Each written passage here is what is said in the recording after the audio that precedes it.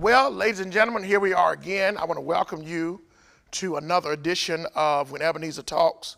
Happy Clergy Appreciation Month. We always want to begin our season in October with Clergy Appreciation Month. And so we decided this year that we would be talking to some of our local authors who also happen to be ministers, pastors, bearers of the gospel. And tonight we are indeed happy to have Minister Rena A. Finney. Thank you so much. Yes, no problem. Thank you so much. Glad to be here. Thank Yes, you ma'am. for the invitation. Yes, ma'am. So tell us about yourself. How did you come to be this author here on the Eastern Shore? On the Eastern Shore, yeah. Well, I'm a country girl, born and raised in Atlantic. Okay. Yeah. So Jerusalem Baptist is where I cut my teeth. So that's born and raised my family. It's my family church. Okay. So was there. Been saved forever, even when I didn't know what saved was. I didn't understand. I think that's the generation we were raised in. you know, what saved really was, but I know that I was it. So, you know, it was a very, very exciting time. You know, we didn't have a choice whether or not we went to church. It was like mandatory. So that stayed in me, even when I went away to college. You know, it was in me. So they say, you know, you stray away, but you always return back home. That's true. So after attending Virginia Commonwealth University, I came back home and met a country boy named George Finney. I know him very well. I know him very well. And yes, you know, indeed. my desire was to return and to get back to Richmond, but God said He had another plan. Okay. You know, He had another plan. George did not want to leave, so I was like, okay, you know, we'll do this. We'll stay a while. Okay. And a while has ended up being all these years later. Okay. But it has been wonderful. Eastern Shore is no place like it. Okay. It was good for my kids to be raised here. Okay. You know, to be with family. It's a slower pace. So some of the things that they took advantage of and had an advantage of, they may not would have gotten in another kind of environment. Very true. Yeah. So I worked at the University of Maryland Eastern Shore. I was there for 33 years until I retired in 2021. So my kids are both educated, the products of the University of Maryland Eastern Shore. Okay. So while I was there, I served on a committee that welcomed authors, you know, by happenstance. I was like, okay, you know, they needed somebody, and I was like, okay, I have no problem with that. So I ended up meeting some very popular authors, Rosalind McMillan, who was Terry McMillan's sister, you know, Waiting to Excel. Yeah. It was Susan B. Taylor that did Essence for years and years. Kim Roby. It was a lot of the big name authors, and I was like in awe of these authors coming in. And it was during the time when I met Rosalind McMillan, who was Terry's sister. And she's like, Renee, have you ever considered writing? I was like, no, that's not even on my radar. It's not something that I want to do. And she's like, well, you should consider it. She's like, I think that, you know, we had conversation. We spent like a weekend together, and she's like, I think you will be good at it. I was like, nah. So I thought about it. I was like, I wonder what it would take to really do it. So one evening I went home and I just started jotting down some things. And I was like, wow, this is sort of coming together. Never wrote anything. Never wrote anything at all. So you didn't take any classes? Never took any classes, no formal, nothing. When I was younger, when I was about 4 or 5, my grandmom had a country store. And I always had a very vivid imagination. So I would tell stories to the locals that would come in every day. I would just create stories. Because we were close to NASA, I would tell them that I was jumping out of planes. I mean, I would just be going with it. I would just go. And she would always tell them, and my cousins would say, my aunt and uncle, they would say, Grandma, Mom, won't you tell her to stop lying? And she was like, no, I'm not going to do that. She said, because one day she's going to be a great storyteller. You know, one day she saw something and she's like, no, I'm not gonna do that. So I began to start writing. So I ended up publishing my first book myself. I self-published in the year of 2000. Okay, so tell us about that. The process of self-publishing, there was in a lot of writing groups, so I learned a lot about the self-publishing arena, you know, how to do it, what to do it. So I connected with some people that were at that time self-publishing a lot before a lot of them were publishing, you know, getting published. So I was like, okay, so I happened to be blessed by meeting some people that knew the ropes. I didn't, but they did.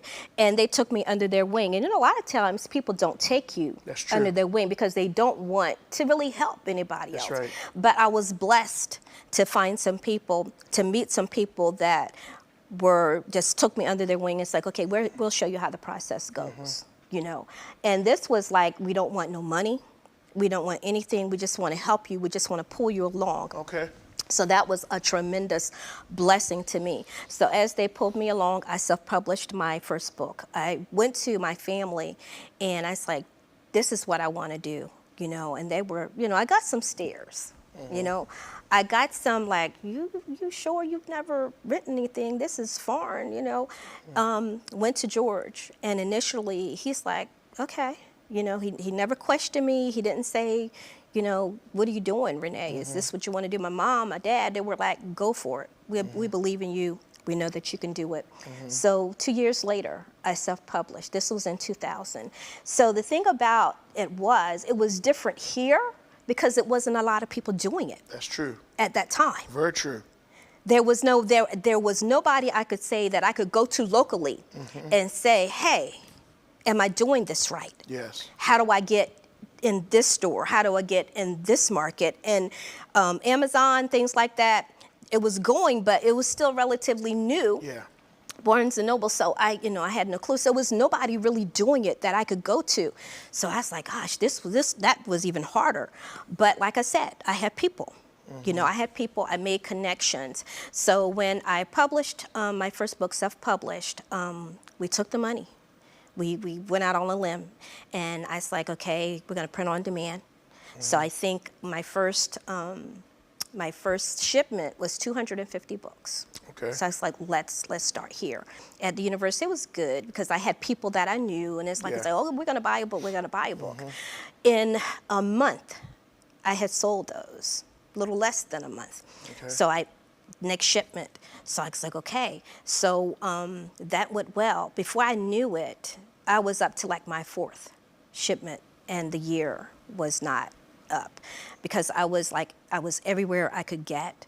I was talking to people. I was going to Richmond. I would call it's like, hey, my name is, this is what I'm doing. I've self-published a book. Can I come to your store? You know, a lot of the Black-owned bookstores, you know, and they were like, you know, sure, come on. I was going all over. I was going to places I'd never been to. I was going to Northern Virginia. I was going to Richmond. I was Carolina, wherever I could get that would offer me a platform. And if I had friends in those areas that were inspiring authors or authors, they would say, girl, come on, I'm doing a signing. Join me. Okay. I was like, okay, you know, so there was like, you know, we're doing a big signing, you know, and the first time I went to a big signing in Richmond, it was like the Amar Tyrese, it was like it was like big time authors that were well known. And I was just I was in awe. And I had a table and was all set up. And I was running, I'll never forget, I was running around to everybody else's table. And Amar Tyrese pulled me to the side. He's like, what are you doing? And I was like, I'm just trying to get all these. He's like, you like us. You sit at the table. You have a seat at the table now. You belong here, you know. And things went well. Good. You know, things went well. I self-published, and about 3 years after that, one of the people that I met was working for Kensington, which is the second largest publishing house in the U.S., Kensington. Okay. So, and he was working for an imprint at the time. It was Urban Soul. Okay. And they have Urban Soul. Later it was Urban Renaissance. And they had Carl Weber. And Carl Weber is currently now the producer of the family business show that's on BET. Okay. Very, you know, people are loving it, you know. Okay. And he was the publisher, and he called me, and he's like, and this is somebody that I had met, and he's like, do you want to sell your book? Called me out of the blue one day. He's like, Renee, you want to sell your book? I was like, boy, what are you talking about? Do you want to sell your book? I was like, yeah. He's like, this is where I am. I'm going to send you a contract. And I was like, really? He's like, I'm going to send you a contract. 2 days later, in the mail was my contract. Wow. For a 2-book deal. Wow. And With so Kensington Publishing. So then that meant that you had to sit down there and write 2 books. Yes. For Kensington. Mm-hmm. And Yep. how much time did you have? How much time did they give you? It was like that first time I had like 6 months between books. Okay. So they accepted the first book that I had self-published. They wanted that. Okay. And the second book, they was like, okay, you have 6 months, So, and the thing about that, before I signed though, I had it was maybe a few months before I had gotten licensed. Mm-hmm. And I went to him and I was like, I have a few stipulations. I have a few concerns. And he's like, what are they? And I was like, I want to sell in the Christian market. And this was like mind-blowing for him because they weren't selling. Most of their books, they had a line that was like Thug, if you will. That was one of their popular lines because it's popular. Yeah. And then I was writing for the women fiction line. Okay. That was where I was. That was my genre. And I told him, I was like, I want to continue to write women fiction, but I want it to cross over into the Christian market. Mm-hmm. And he's like, well, what do you mean by that? I was like, okay, I want to write scenes. I want people to be in love. Mm-hmm. I was like, but I don't want anything to occur with those people unless they're married. Mm-hmm. And I was like, okay, if you will. I was like, I want to take you to the door, and that's it. Mm-hmm. So he knew what I meant. Yeah. I take you to the door, turn the knob, that's it. Mm-hmm. And all the scenes that are like that, will, go between somebody that's married, dating. And he's like, I don't know if Carl's going to go for that. Mm-hmm. And I was like, well, see what happens. Mm-hmm. 2 weeks went by, 3 weeks went by, and I was like, must didn't go for it, So I was like, okay, this must be it. Mm-hmm. So he called me and he's like, it was a hard sell, but we did it. And I was like, what? He's like, you can write what you want to write. You have total autonomy. We're not going to control what you write, and you'll be able to cross over. Okay. So that opened the door for what I really wanted to do. Okay. So it allowed me to cross over. So tell me about Halfway to Tomorrow. My first book, Halfway to Tomorrow, was inspired actually by, I lost a niece that had died of AIDS. Okay. Okay. We were very, very close. And because she was so concerned about everybody else worrying, how is this going to affect them? How is it going to affect Renee? We're so close. She never told me. So when I found out, she was already in the hospital and she was like in a coma. So I never got closure. I never got why you didn't tell me, what happened. And that affected me for a while. And when I began to pen the book, I had no idea where it was going to go. And what ended up happening was I wrote an ending for that, for what I was going through. I was able to work through my grief.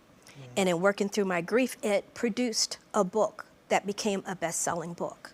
Wow. And so your books now, if someone wanted to purchase your books, how would they go about purchasing your books? I am still on Barnes & Noble.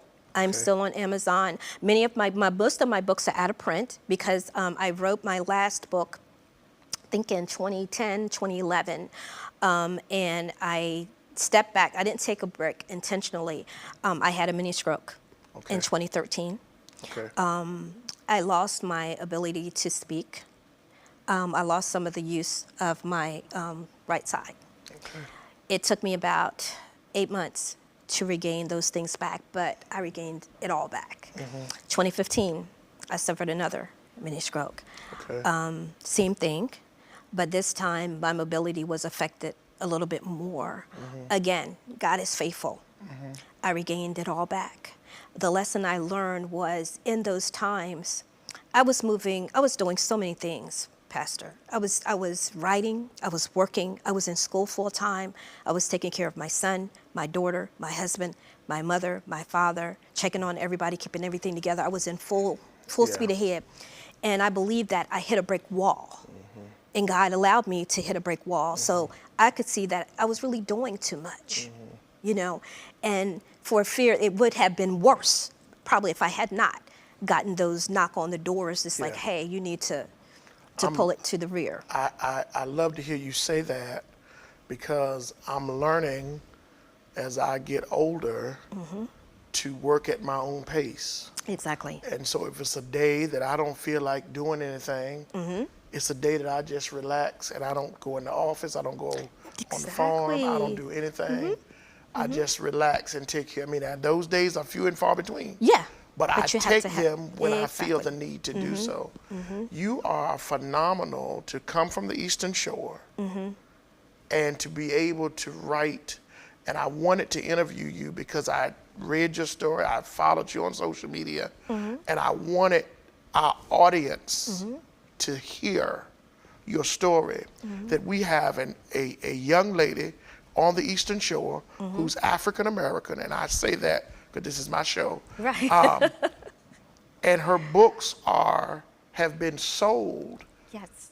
at Barnes & Noble in some of the major areas. She has published for a major publishing company. That is phenomenal. That is a story worth telling. Yes. That's a book within itself. It is, indeed. So what are you writing now? Are you writing anything? Are you looking to write anything? Actually, for Kensington. Without giving it away. No, for them, I have written 8 books. Okay. And an anthology that I contributed to. Currently, I am writing. I'm working on My Way to Happy is the title of the book. Okay. If you can imagine, the title says a lot. It does. On That'll my way, preach. on my way to happy. It does. It will preach. Yeah. On my way to happy, getting to the better. If I could sum it up, getting to the better. Okay. Having gone through some things, having suffered some losses, having taken some blows, and coming up fighting, and realizing that every day that I breathe, there is another opportunity. So in addition to the strokes, I had breast cancer. So I'm a breast cancer survivor. So I've lost my mom to cancer, my brother to cancer. I had a brother that was murdered. My father had COPD for years and finally lost the battle. And just blow. And because of who I am in Christ, I continue to get back up. But in getting back up, the blows and really thinking that I had to be all things for all people, I was not healing. Okay. I was not really allowing myself to heal. Okay. And to get to a good place. Okay. Because I was pushing. Ministry came. In addition to that, I was licensed in 2007 and then last year, 2023, I was ordained, Okay. And so even at that, given to ministry, speaking, so motivational speaker, continue my education. I just finished getting my master's degree, and I just pushed. I knew nothing else but to push. And I just got to a point where when things started happening to me, I realized that I needed to step back, reevaluate life and what's important. And I realized that the most important thing in my entire life after God was me. That's true. And I was not taking care of me. So this book is a coming of age to remind people that no matter where you are, no matter what you're doing, you're always got to be on your way to happy. Because each day is another opportunity for us to get a chance to live. And not just live, but to live out loud, to live under the bright lights, not sort of fade. Because so many times as pastors, as ministers, as reverends, we tend to, as many times as we stand flat-footed behind the pulpit, we fade. We fade to some other things that are going on in our lives, or we fade to comparisons because everybody wants to compare you or competition to somebody else, or competition, or the crab in the bucket. So nobody really wants to see you. They say they want to see you do well, to excel, but sometimes the haters don't. So we go through that. And sometimes because of that, because the demands on our lives, we tend to fade and not live our best life or live our brightest life. So it's about now where we are in this time, in this season, with all of the things that's going on, we got to live out loud. Yeah. Because there's so many that aren't living, Yeah. that say they're this and that, but they're not living out loud to the point that somebody can watch, catch that, and run with it. And it's about catching something and running with it. So if what I've done since 2003, if it encourages anyone, if it inspires anyone along the way that says, oh, I remember when Renee did blah, blah, blah, it's a blessing. I've accomplished part of my mission in life. But my mission now is for all the ones I didn't catch. Let me go back through and let me come through again and let me catch some others to get excited about writing, to inspire somebody that may want to write and to do it with a heart of humility, to humble themselves. Because a lot of people tell me all the time, I didn't know that you wrote books, because I've never been the kind. I don't toot my own horn. Yeah. I don't. I can go this place, that place, do this, do that. Like, I didn't know you did that, you know. I've had letters from people I didn't even know in foreign countries. Really? Emails saying, you inspired me, I love what you wrote. A friend of mine was stationed in Germany. He called me, he's like, Renee, you will never believe, I'm standing here looking at your book. I was like, what? He's like, yeah, it's right here. The reach, you don't know. Yeah. The reach is there. So I'm just blessed, Pastor, blessed to be doing what I've done. You've already answered the question of the various obstacles, turbulent moments, I'll say, that you've had over the last, say, 20, 25 years to get to where Renee is now. Right. So I guess I want to conclude, because you shared so much. What does Minister Renee say to the little African-American girl that sees your books at a book sale and sees you sitting there signing books and says to herself, I want to be like her? What do you say to that? What do you say to that person? That's where we're going to close tonight. Yeah.